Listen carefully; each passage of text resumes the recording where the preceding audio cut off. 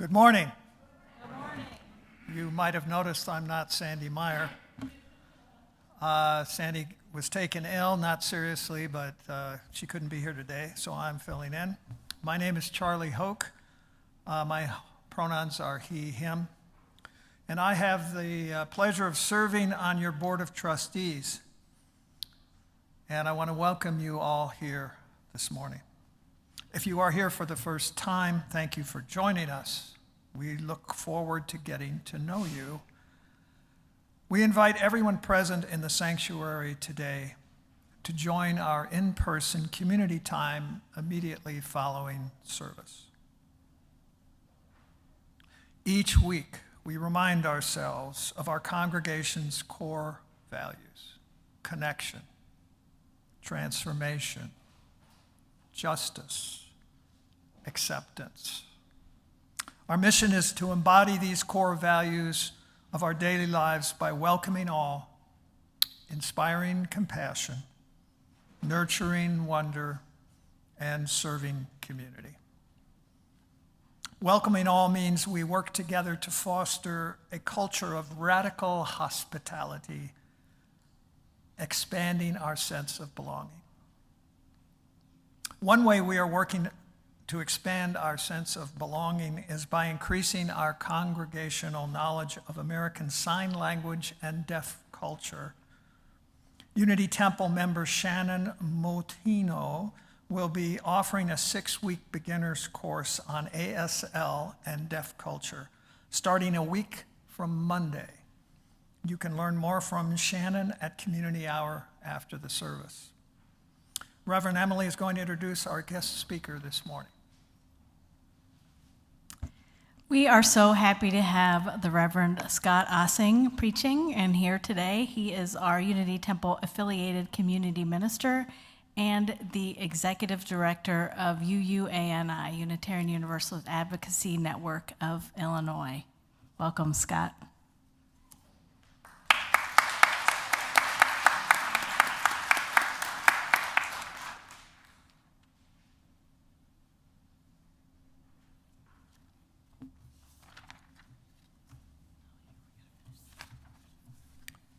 We're so glad that you are with us today.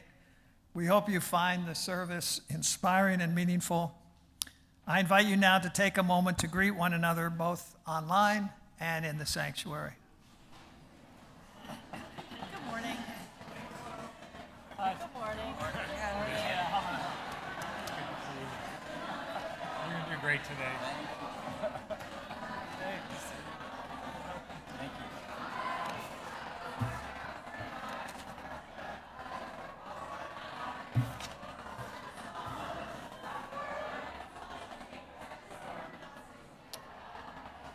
How do you decide when to bring them back? Just by noise, just, yeah.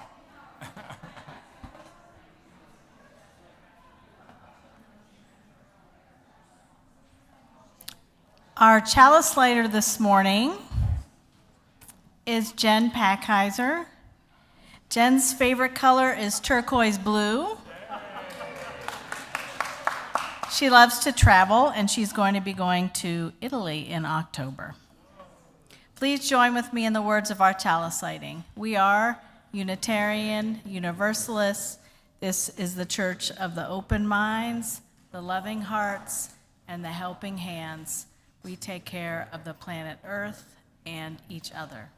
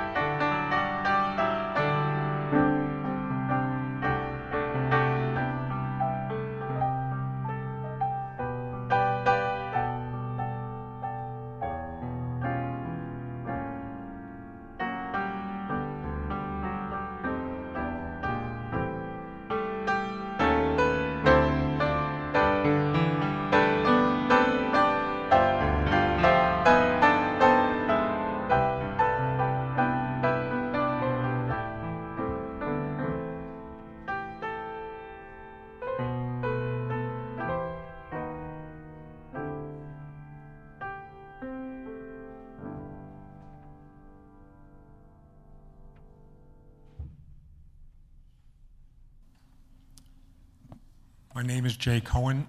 My pronouns are he, him, and I'm the worship associate today. This is the last day of Pride Month, where we celebrate LGBTQ plus stories and recommit to our fight for civil rights. As many of you know, on this very weekend in 1969, some very brave people stood up against police brutality and fought back at the Stonewall Inn in New York City. This started an upward trajectory that has had so many positive impacts. Today is the Chicago Pride Parade, and every year on Parade Day, I think back to my first Chicago Pride Parade in 1989 when I had just come out as a gay man. I remember that day being so aware of the people who fought that fight 20 years earlier, so that by the time I came out, there was a vibrant gay community in Chicago, and I was able to be who I was. I was filled with so much gratitude that day, and I'm still filled with gratitude today. In the following years, I attended some parades, I marched in other parades. This all culminated for me in 2014 when the state of Illinois enacted same-sex marriage. That was the year that Unity Temple had the big fabulous gay wedding where 10 couples, including my husband Terry and I, got married right here in this room. That was a momentous day of joy for this community. And then 3 weeks later, Terry and I marched in the Chicago Pride Parade with the It Gets Better project. There's going to be a picture shown above. This picture was taken right after we had finished the parade route. We had just walked through 2.5 miles of wall-to-wall people, blanketed all the way back to the buildings, out the windows, on the rooftops, and everybody was cheering with so much joy. I have never felt that much love and solidarity and delight as I did on that day.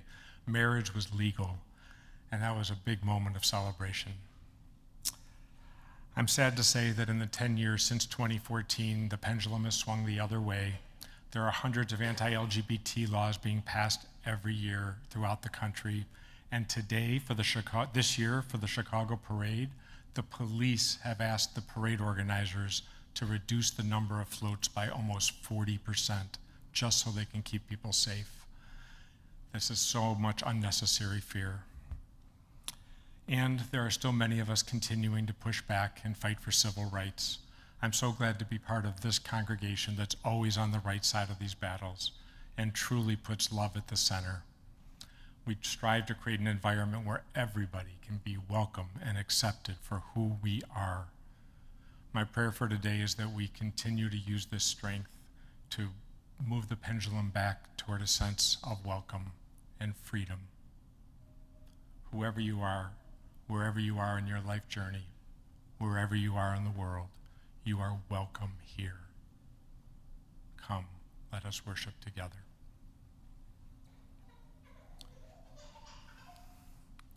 Please rise in body or spirit and join us in singing number 1021 in the Teal hymnal, and then please remain standing after the song.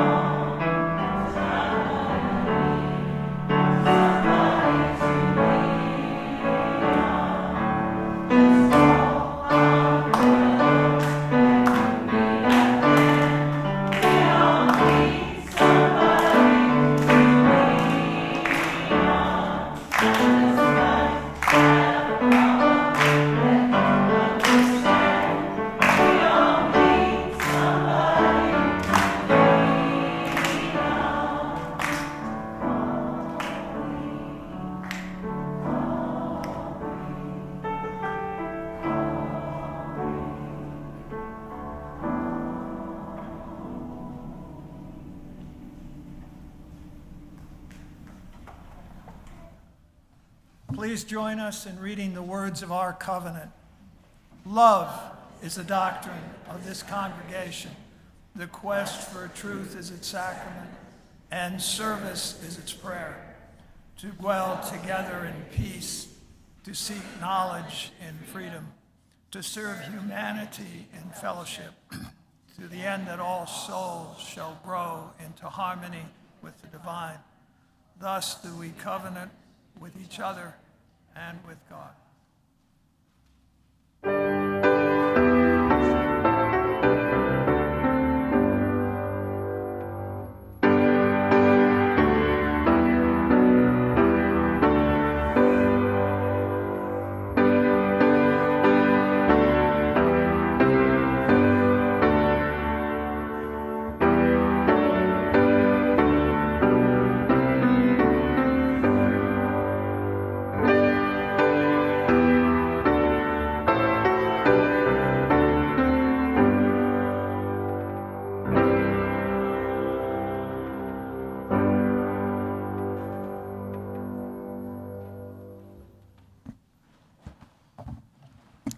Good morning.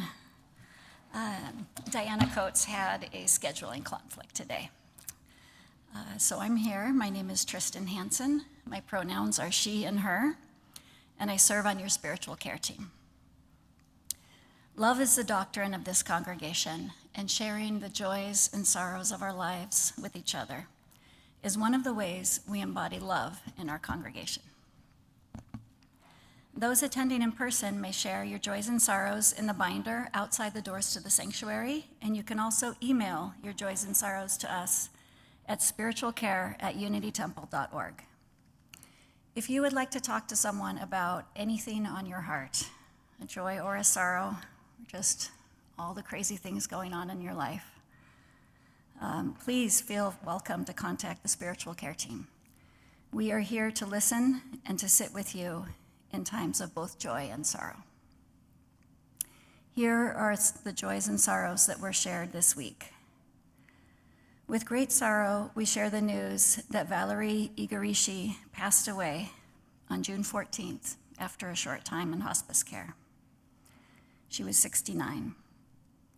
Valerie, or Val, was an engaged and vibrant spirit, full of loving kindness, and we will miss her.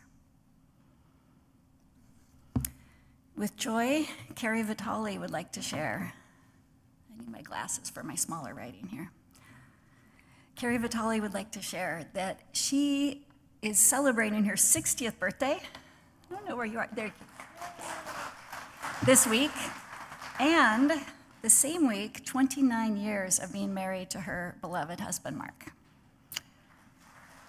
Yeah. Congratulations, Carrie. And Carrie and Mark, and we share in your joy.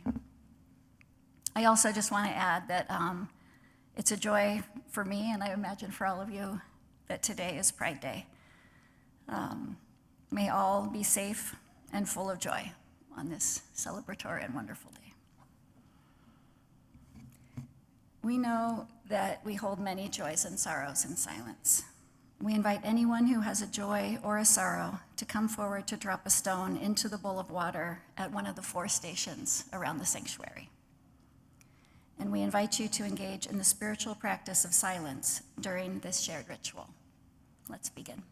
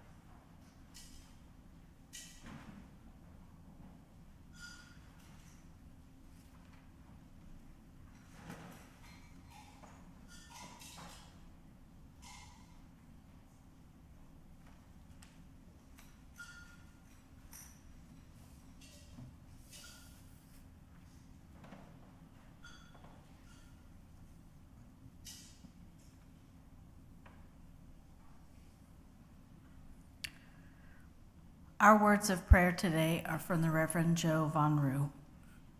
Let us unite our hearts and minds in the spirit of prayer and meditation. Spirit of life and love, God of many names and yet none in all, our hearts are stretched thin. We see and hear the devaluing of people of color, of those with disabilities, of women, of immigrants. This list, incomplete as it is exhausting. And yet we hold fast because we carry hope in our hearts. Hope that together we can dismantle systems of oppression. Hope that the collective of American humanity will look at one another and say, this has got to change. However thin our resilience may be wearing, we do not give up or give in. We look around and see our friends and neighbors carrying signs, moving and marching together because we must not give up. We join thousands of people in the streets. We move for justice. We live for peace. We will not rest until we are heard. We will not rest until equity is made more real all around us. And Spirit of Life, we look within our own hearts to the burning coal that is at the center of our being, the place where our hope for the world lives, the place where our faith in humanity resides, and there we find the strength and courage to continue moving forward, however muddy and rough the path may be. Amen. Blessed be.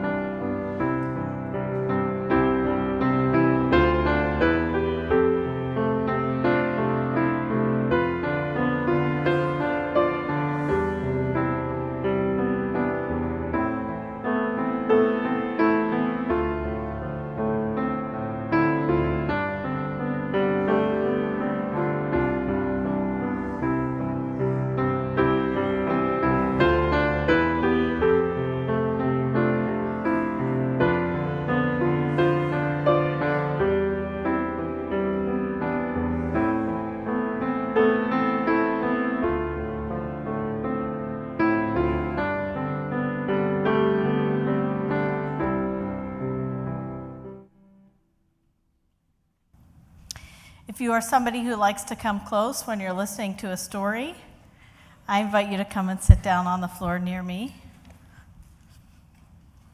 You can bring your helmet if you want to. That is awesome. I have a story today that is a true story about John Lewis. Has anyone ever heard of John Lewis? He was a congressman for many, many years, and he worked his whole life to make the world a better place. And he used to say that if something was wrong or unfair or unjust, that you had to make good trouble to make things better. And this is a story about when John Lewis was a kid and kind of how he started out, but you can see where he went from his young life. It's called Preaching to the Chickens, the story of young John Lewis by Jabari Asim. Little John Lewis loved the spring. He loved it not only because it was the time when the whole planet came alive, but because it was the season of the chicks. Winter was too cold to bring them safely into the world, and summer was too hot. Spring was just right. Everyone on the farm had work to do. Work and put your trust in God, John's mama liked to say, and God's going to take care of his children. Trusting in God was easy. Work was a harder bargain. There was just so much to do on the huge farm in southern Alabama. Every March, John's father hitched the plow to his stubborn old mule. "Giddy up," he'd shout, and together they'd break new ground, carving lines in the earth. In the fall, after months of planting, weeding, and tending, the cotton would be ready for picking. John's mother cooked the family meals from vegetables she grew, collards, tomatoes, sweet potatoes, and other goodies.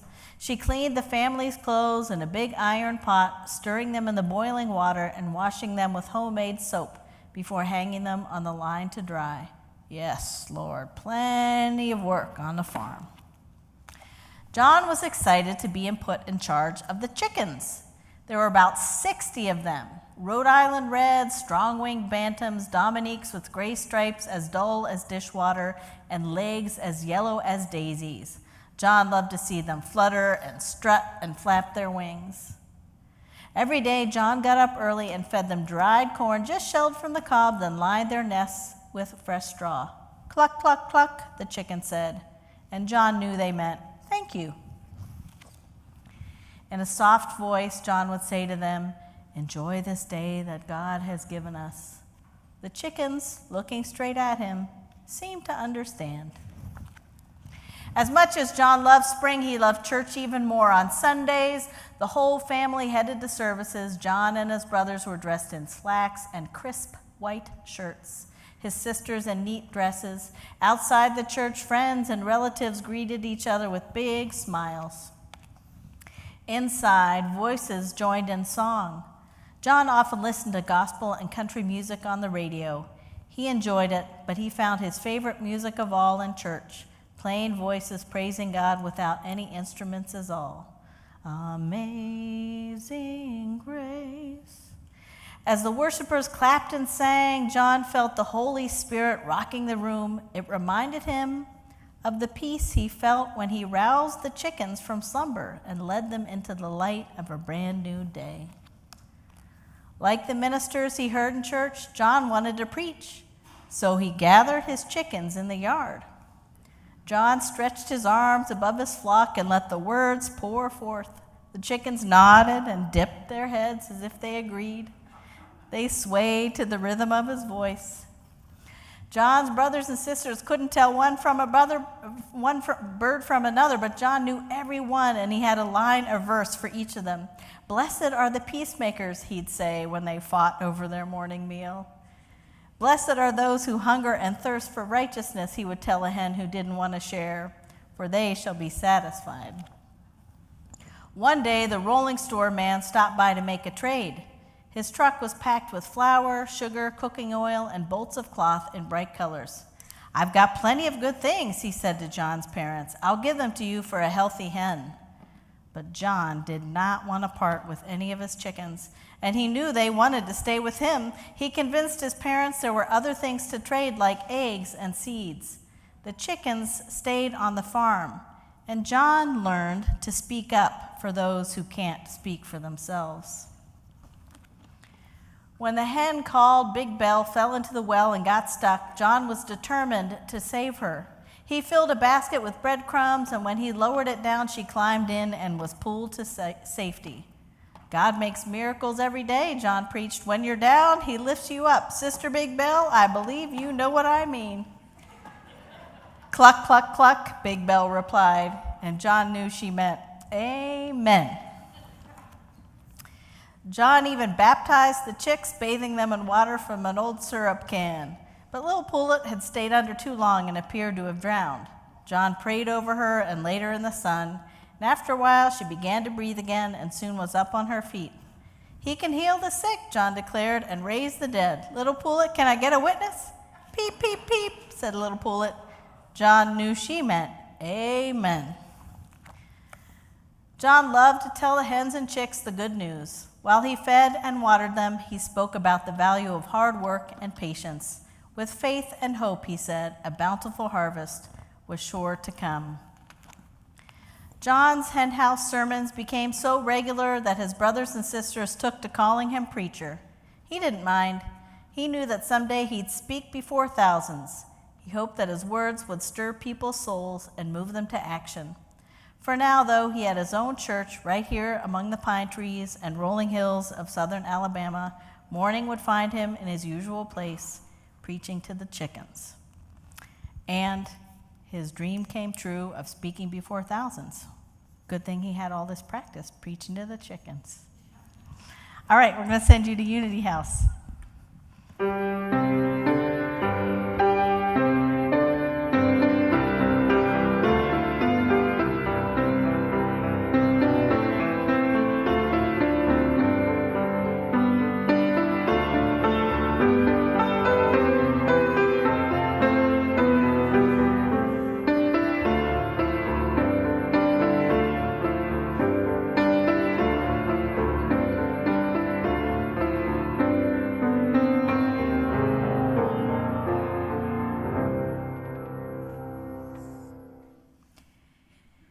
Each week, Unity Temple splits the offering evenly. One half supports the programs and mission of our congregation, and this week the other half benefits gender diverse refugees. Today, many states across the country are targeting our gender diverse siblings, denying them health care and legal protections, and otherwise harming their well-being. Unity Temple is responding to this crisis by directly helping individuals relocate, and the money goes to those efforts. Through money collected in January, Unity Temple was able to provide over $2,000 in housing assistance to a relocated passenger. The instructions for giving, you can do so when the baskets come by. There's directions here in the order of service and on the screen. May we be transformed by our giving, and may the world be transformed by our gifts.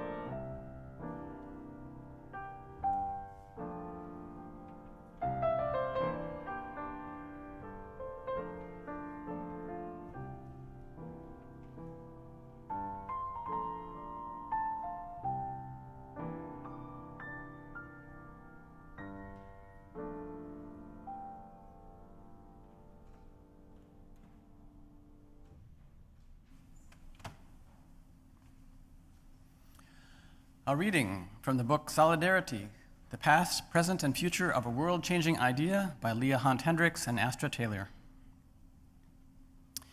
In 1969, an ambitious and zealous political operative named Kevin Phillips published a book that many now regard as prophetic for its vision of using polarization to fracture and control the American body politic by using issues of identity and grievance to pit populations against one another, making questions of policy and platform less central. Phillips did not, of course, invent the politics of divide and conquer. Indeed, a century prior, Southern plantation-owning Democrats had successfully deployed such tactics to their own benefit, defending racial hierarchy and fighting back against Reconstruction.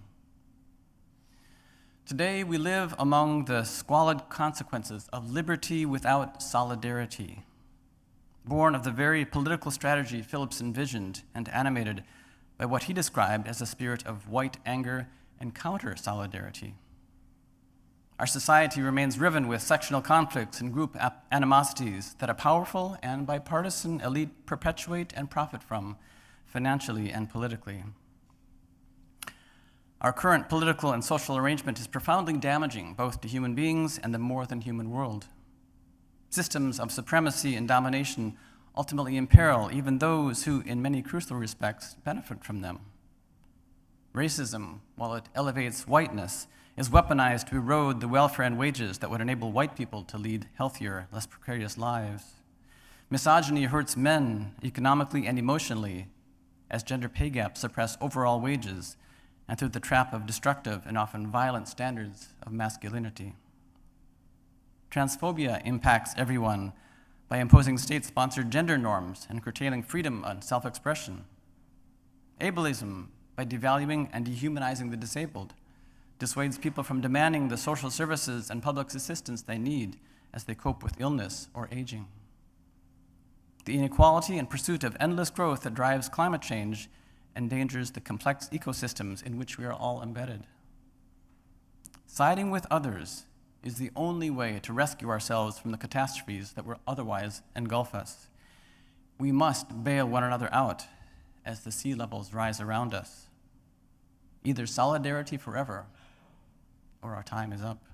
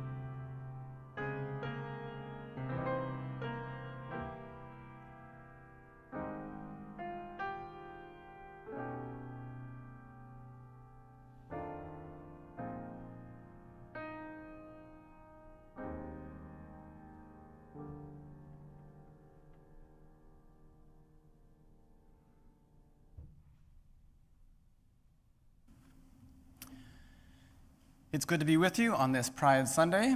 It has been a while since I've been in the pulpit here at Unity Temple, and it's always good to be back. It's been what you might call an eventful week, but let me assure you that I have no intention of coming in here and giving my take on the presidential debate, the Supreme Court rulings, or anything else in the news this week. I'm not even going to try to recap last week's UUA General Assembly that voted in a new statement of values as our core theology, other than to point out that my theme for today, interdependence, is one of the few values to be named twice in this new statement. My intention is to offer some reflections on some underlying realities and overarching opportunities of our current era, some reflections on the big picture and what we can do about it, reflections that I hope will remain relevant for the long haul, whatever happens this week or this month or even this year. Our UU value of interdependence is a wonderfully high-minded philosophy, even a spirituality, that says we're all connected with each other as human beings and with all that is, through the interdependent web of existence of which we are all a part. I personally find it useful to lean into that interdependence, that sense of interdependence, when I'm dealing with conflict or facing a new group of people. To know that we are connected at a deep level as human beings of equal value and worth, and with the web of life as a whole, it helps calm the anxiety that I think many of us feel at one time or another. I invite you to take just a moment with me and breathe in interdependence and breathe out love.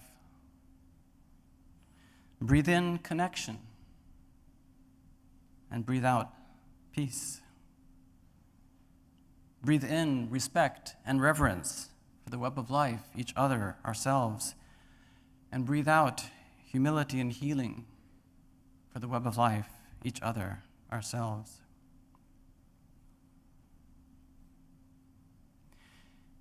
Interdependence is at the core of our collective existence, or so we claim in both our old and new statements of principles and values. And yet our collective experience, especially these last few years, is not one of connection and interdependence, but rather of division and alienation. We experience ourselves as a divided society, alienated from each other across the political spectrum. And increasingly, we're experiencing the effects of our disconnection from the planet that sustains us. And at a deeper, more personal level, many of us are experiencing what the U.S. Surgeon General has called an epidemic of loneliness and isolation from each other. Especially in the political sphere, the prevailing story or narrative is not that we are all connected and that we're all in this together. It's rather a story of us versus them, and for us to win, they have to lose. We seem to be locked in a never-ending, zero-sum, life-or-death battle with each other, and it's hard to see where this is going. I think it's particularly hard to find a story of empowerment and hope in our current situation, where every win seems to be followed by a loss, every powerful uprising seems to be followed by an equally powerful backlash, and every step forward seems to be followed by a step or two or three backwards. Now, if you flip this around, you can find a certain sense of hope, because just as no victory is forever, no defeat is forever either. And I do find comfort in that from time to time. Though he's not my usual go-to source for quotes, Winston Churchill put it this way: success is not final, failure is not fatal.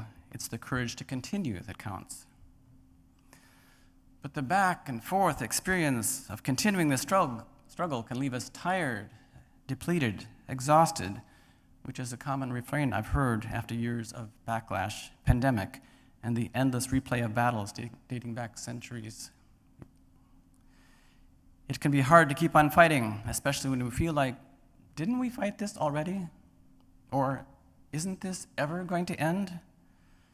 And it can be hard to keep on going when the emotional, gut-level narrative we're telling ourselves is, we're losing, or at least, we're never going to win. I think this loss of an empowering story to sustain us is what discourages many of us these days. Yuval Harari, author of the book *Sapiens*, talks about this in his more recent book, 21 Lessons for the 21st Century. Harari writes that religion used to provide a meaningful story for much, if not most, of humanity, whether the cyclical stories of our place in the never-ending circle of life, or the more linear stories of cosmic fall and redemption. These religious stories have been replaced in recent centuries by more humanistic stories, particularly the story of the inevitability of progress, onward and upward forever, to which many youths have historically been attracted. The optimism of that progressive vision has often been countered by the regressive story of the good old days, with the narrative that things were better in the past. Such regressivism has become increasingly popular in light of the cataclysmic events of recent decades, from 9/11 shattering the fantasy of unchallenged American global dominance, to the Great Recession undermining confidence in the economy, to the pandemic revealing the massive inequities embedded in our economic system. The MAGA people are not wrong when they say the system is rigged against working people. Real wages have been flat, if not declining, for most of the last 40 years, even as the country as a whole has gotten richer. But many people have been led to blame immigrants and people of color, people of different gender identities and sexual orientations, rather than the increasingly and obscenely rich wealth hoarders behind the curtain who have captured almost all the new wealth created over the last 40 years. Those at the top have mastered Kevin Phillips' strategy of stoking blame and division. I got to hear United Auto Workers President Sean Fain at the Arise Chicago Faith Labor Breakfast a couple weeks ago. And he pointed out how the 1% have been using issues of immigration and sexuality for years to distract us from what they're doing by pitting us against each other.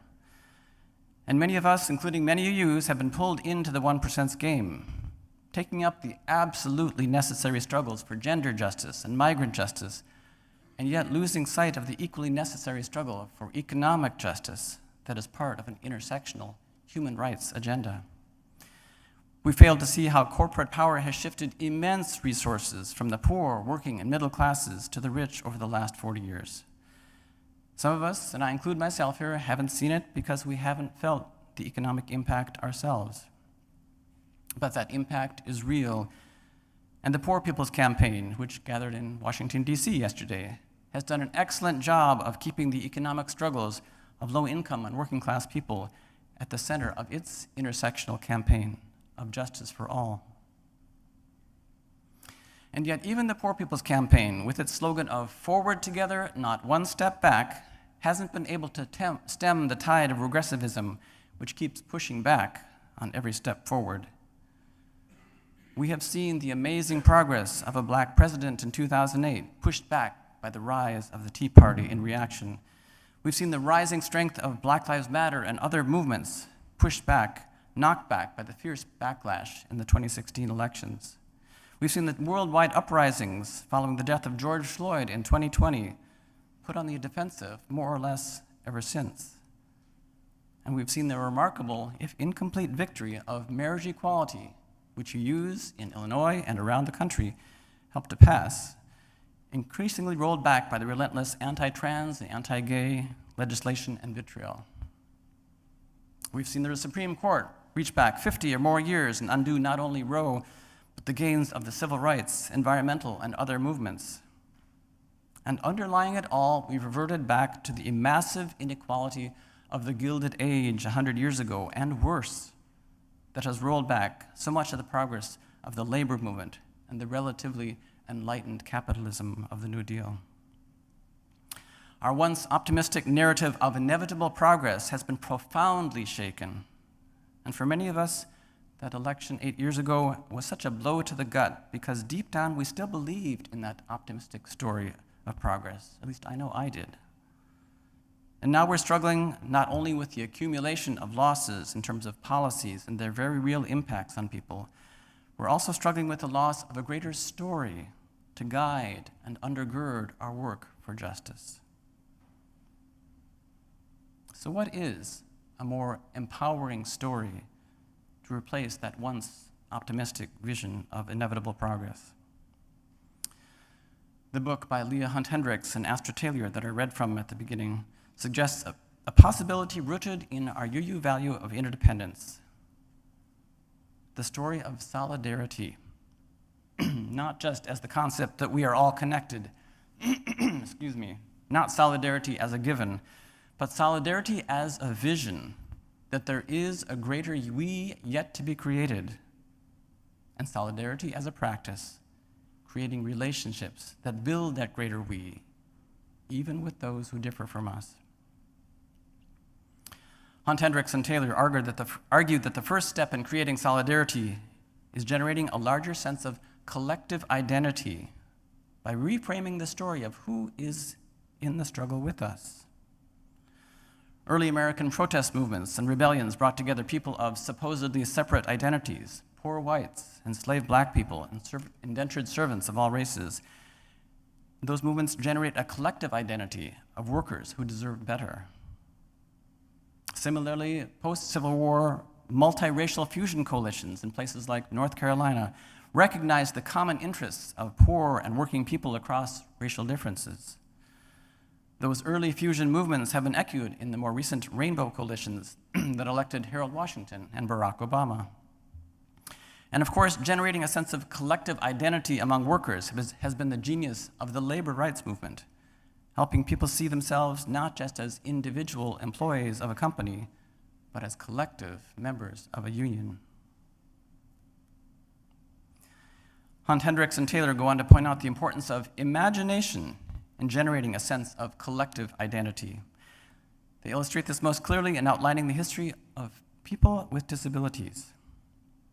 Historically, people with distinctive embodiments or medical conditions saw themselves as just that, individuals or distinct groups with particular impairments. Hunt, Hendricks, and Taylor write, "It wasn't obvious that they were part of the same us.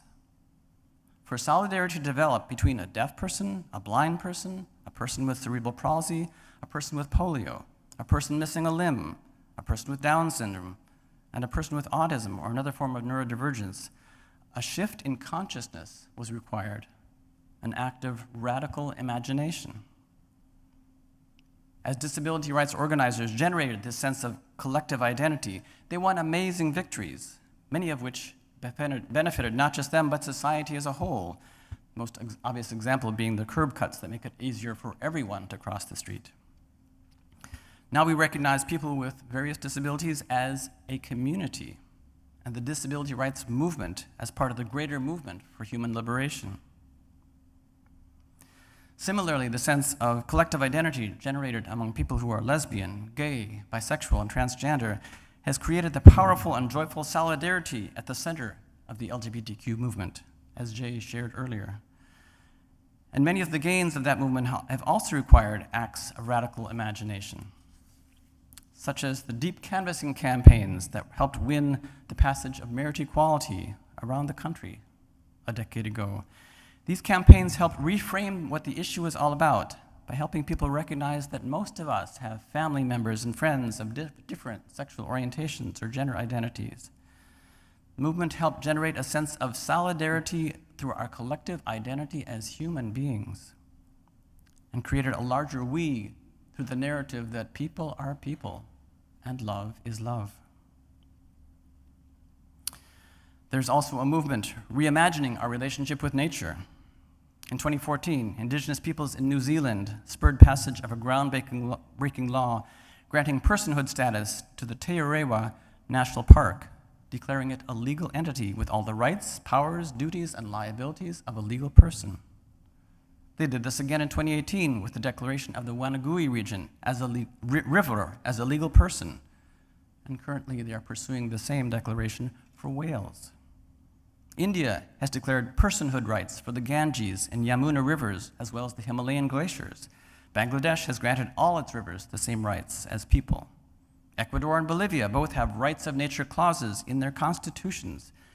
And in the US, the Ho-Chunk Nation in Wisconsin, the Ponca Nation in Oklahoma, have declared that nature has rights that humans are bound to respect. These are all efforts to imagine a new collective identity that includes all species, the land, the water, and ultimately the planet itself as part of a collective we. Admittedly, solidarity with the earth may seem like a long way from where we are now. And yet consider how unlikely the black-white solidarity on the scale of the George Floyd uprisings seemed not so long ago, or solidarity among disabled people, or between gay and straight people. Solidarity with the earth would take a truly radical act of imagination, and yet we've taken such leaps before. Now, the process of generating solidarity, creating a larger we, doesn't mean that there isn't a they, and this has been a hard one for me to learn and to accept. It's not that we aren't all ultimately in this together and interdependent on one another, but we also need to recognize that there are those who deny our interdependence and who seek to disrupt solidarity and conquer by dividing, seeking to win for themselves in that zero-sum win-lose game. But that doesn't mean we need to write off everyone who's gotten sucked into that zero-sum game, and we don't need to play the same zero-sum game ourselves. The story of solidarity, that there is a larger we to be created, behooves us to keep working to build that larger we by reframing the story of what's happened in our country over the last 40 years, helping people reinterpret their own lived experiences so that more and more of us can find common cause with each other. An organization called We Make the Future is working to generate just such solidarity and create a larger we by developing narratives that incorporate race and class together. They're developing narratives that neutralize the dog whistle racism of the divide and conquerors, narratives that resonate across racial differences and that bring in the largest possible group of people in support of the common good.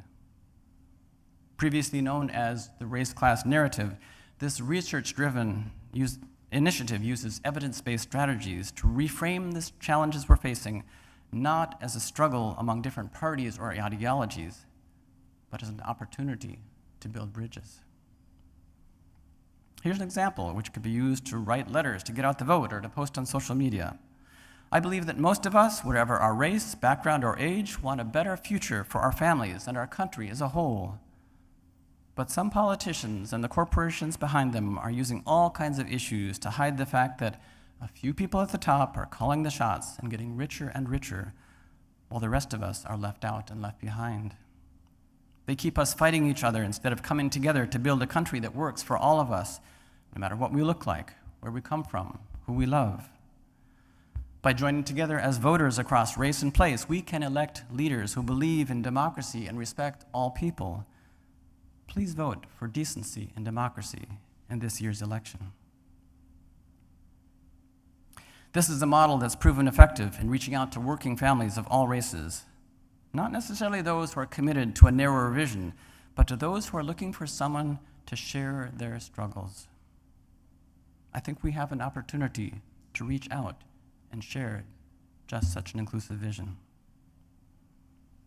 And of course, we need to practice this vision, not just preach it. Beyond the work of reframing and telling the story of solidarity, there's the work of actually living the story through actual relationships. As Hendricks and Taylor put it, solidarity is ultimately the work of building relationships. Solidarity is not just an evidence-based theory or even a story. It's a practice of reaching out to others, listening to them and what they care about, sharing a vision that connects to them and what matters to them, and inviting them to join in common cause together. This practice of listening and sharing and inviting is central to what UUNI does. UUNI works to get us talking to each other in our congregations, listening to each other deeply about that which unites us in terms of our deeply held values, the things that we care about the most. And we're working to use that same process to reach out beyond our congregations to those in our communities, asking what they care about, sharing what we care about, and seeking to find common cause together. Nancy Ford is the congregational catalyst here at Unity Temple, who has a team that is leading that internal work here. And we have catalysts in other congregations around the state, as well as a statewide BIPOC catalyst, Katie Ingram, who is reaching out to people of color within and beyond congregations and seeking to generate solidarity. Ann White is leading the Democracy Central effort here, helping Unity Temple engage in the work of reaching out to our neighbors, both locally and in other states, encouraging them to participate in our democratic process for the sake of saving our democratic process. And there's a letter writing opportunity right after today's service across the hall in Unity House. At a deeper level, Solidarity as a practice can counteract the epidemic of loneliness and isolation that fuels so much of our polarization and division. And our congregations can play a part in addressing that loneliness by reaching out to people in our communities and inviting them to join us in building a new world together. Because the work of solidarity can't just happen at the individual level. We need an infrastructure to support and grow that sense of a greater we. The right wing has been extremely effective in using conservative churches as their infrastructure to propagate their reactionary and exclusionary vision of white Christian nationalism. Our UU congregations can be and are places to tell the story of solidarity, the possibility of a greater we, and to practice solidarity in real relationships, even across difference, reaching out beyond ourselves to those who may be looking for a place of connection and perhaps to become part of a greater cause than themselves. I mentioned the importance of imagination in generating that sense of collective identity that creates solidarity. The biggest imaginative leap may be generating a sense of shared interest among those who may not agree on many issues, or perhaps not even respect each other yet. At the General Assembly, UUA General Assembly closing service last Sunday, Reverend Molly Hausch-Gordon suggested that many people out there may be afraid of losing something important to them, just as we may be afraid of losing something important to us in the battles raging all around us. Reverend Hausch-Gordon suggested we might dare to ask, where are their hearts broken? Where are our hearts broken? Can we help each other heal? The Beatles suggested just such a possibility in the song Let It Be on their final album. And when the broken-hearted people of the world agree, there may be an answer. Let it be. For though they may be parted, there is still a chance that they will see. There will be an answer. Let it be. May we create a solidarity of the brokenhearted in our broken yet interdependent world. Blessed be.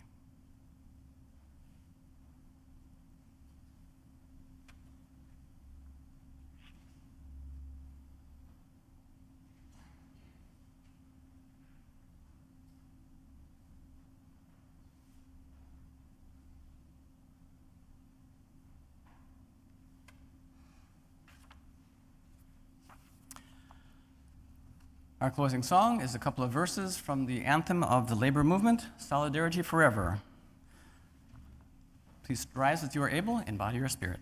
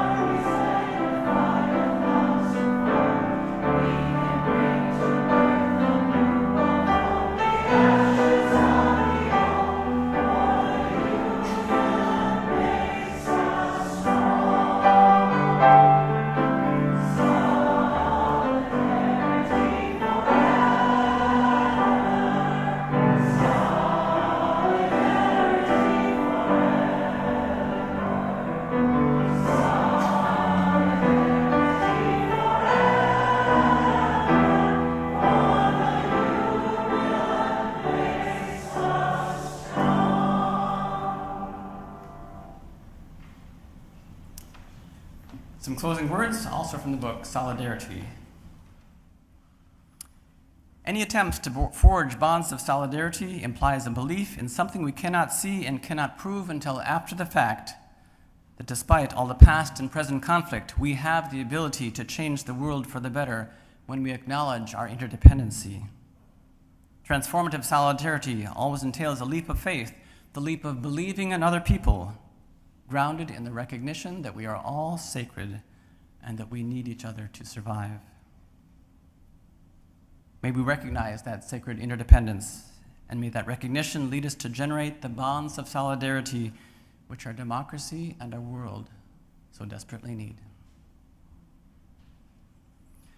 Please join me in the words for the chalice extinguishing. Carry the flame of peace and love until we meet again.